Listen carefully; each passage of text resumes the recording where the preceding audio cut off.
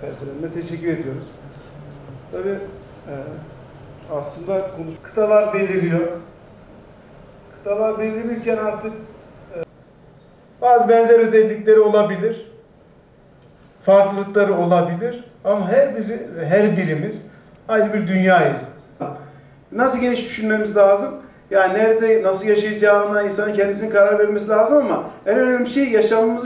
Bu da temel haklardan bir tanesi. Biz bu her biri ayrı değer, her biri ayrı bir dünya. Hepimiz televizyonlarımızın başında seyrediyoruz, görüyoruz, yaşıyoruz.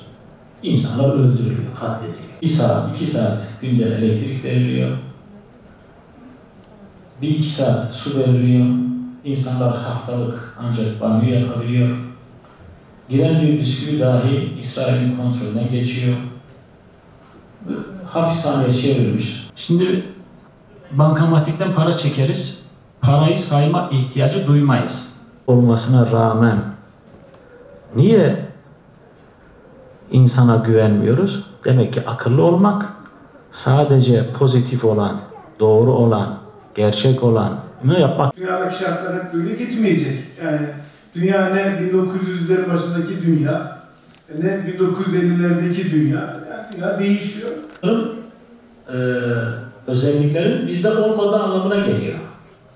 Bunun için hani bireysel sorunla vurgu yaptık. Bu şu anlama gelmiyor arkadaşlar. Bakın yani Müslüman toplumlar çok iyi bir insan tasavvuruna sahip. Bu bütün bu sorunları halletmişler felsefe.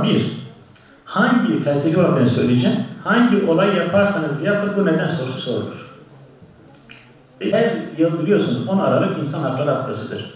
Bunlar gündeme getirip tüketici hukuk sistemi ve zenci mahalleleridir.